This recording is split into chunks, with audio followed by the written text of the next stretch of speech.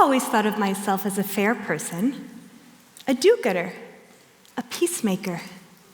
I always tried to remain neutral in situations of conflict, to bring everyone together rather than taking a side. I thought that was the moral high ground. But I was wrong. We hear about the importance of neutrality all the time. Reporting should be fair and balanced. Our opinions should be fair and balanced. A perfect example is when the topic of Israel-Palestine comes up. Yes, Palestinians have been killed, but so have Israelis. It's complicated, we're told. Shouldn't we be a moderating force to help both sides come together rather than being one-sided? I had to question these assumptions when I traveled to Palestine to see for myself what life was like for Palestinians living under Israeli occupation.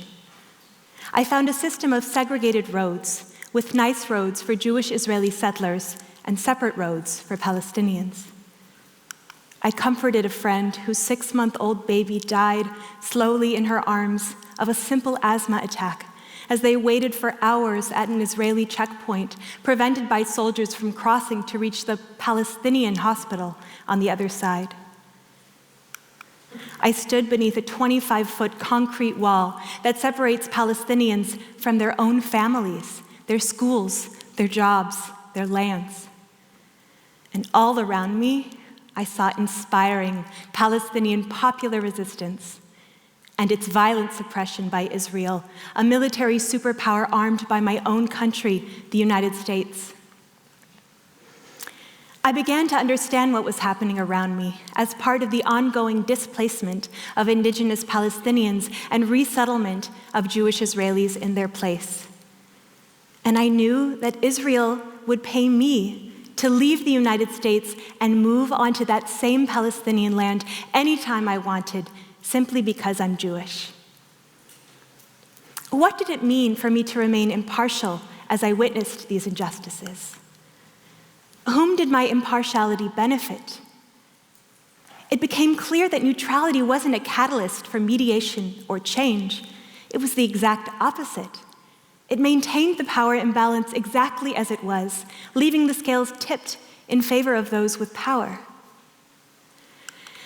The thing is, I had grown up like many Jewish Americans as a Zionist. That is, I supported a Jewish state in historic Palestine.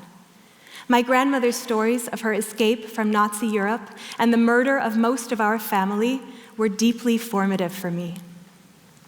I wanted so much to believe that a Jewish state could be a good thing. I was a balanced person, I told myself. I wanted peace for everyone, including Palestinians. I did not know at the time that Israel's Jewish majority could only exist with the removal of Palestinians. But deep down, I knew that there were contradictions between the important lessons that my grandmother had taught me and what Israel was doing to Palestinians in my name. Well, here's a surprise. When I finally gave myself permission to take a side and reject Zionism, I found a liberation I could never have expected. A liberation from my fear of the other. A liberation from the contradictions and the paralysis.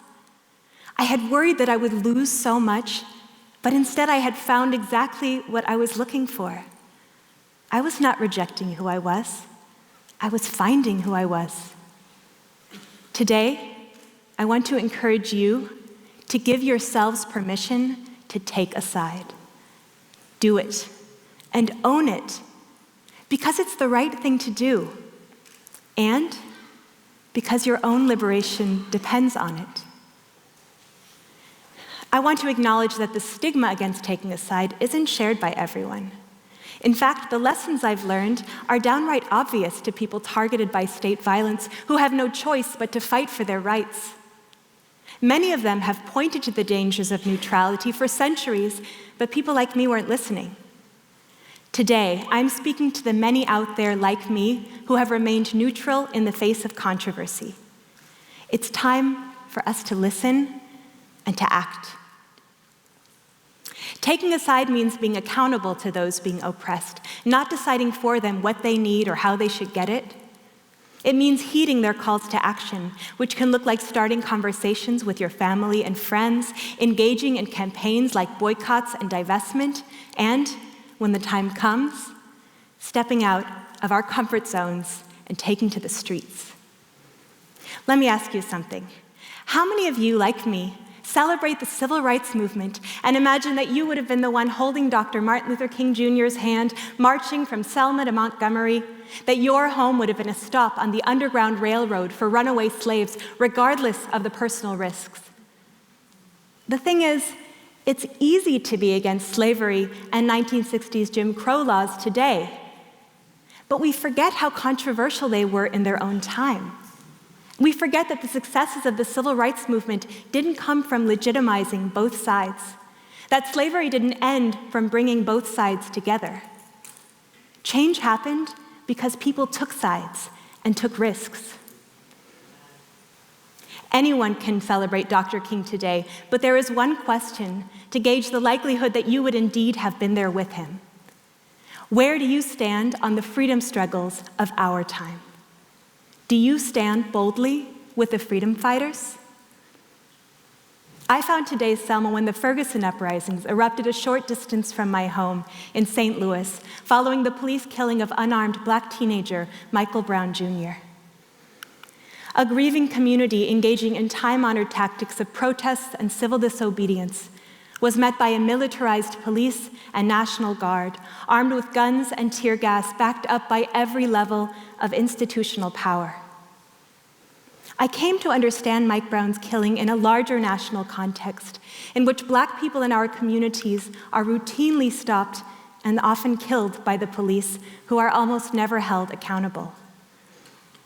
Black people are 4 times more likely than white people to be killed by the police, and more than 5 times more likely to be imprisoned, often for drug convictions, even though statistically, white and Black people use drugs at the same rates, and white people are more likely than Black people to deal drugs. When Mike Brown was killed, Ferguson had an almost all-white police force that pulled over and arrested almost exclusively Black people, even though according to their own records, white people pulled over were more likely than Black people to be carrying drugs or weapons. These things don't come out of nowhere. I learned that our system of policing evolved as a continuation of slave catching, just one example of how our national legacy of white supremacy continues to this day. And through my own internal work, I came to see the ways in which I personally benefit from racism and have been socialized to be racist. And even if I didn't choose that socialization, I still have to work to unlearn it. In a system of inequality, we are all granted different levels of access, opportunity, and power, often from the day we were born. The hand we were dealt is not our fault, but it forces us to reckon with the reality that whether we choose to act or not, we were never neutral to begin with.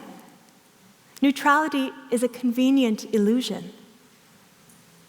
On the streets of Ferguson, I saw the key to our collective liberation. Because white supremacy dehumanizes us all. It's killing Black, brown, and Native people quickly, and it's killing white people slowly. Our liberation is intertwined, just as the liberation of Jews cannot be realized without the liberation of Palestinians. When we stand together on the same side, not in coexistence, but co-resistance to injustice, we reclaim our own humanity. So what is the key to picking the right side when it comes to controversial issues of today? It's simple. There's a golden key. Look at who has power and who doesn't, and side with those who don't, who are seeking the rights that others take for granted. Instead of talking about abstract equality, we need to talk about equity. Equality is about treating everyone the same. Equity is about seeing the imbalance and actively leveling the playing field by lifting up and standing with those who have been held back. When we say Black lives matter, it's not because we don't value other lives. It's because in today's world, Black lives are devalued and their value must be affirmed. Every life matters. but every life is not under daily threat from the police.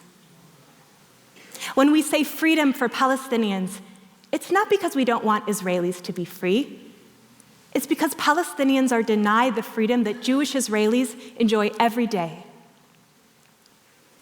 It only takes a small but critical mass to change the course of history.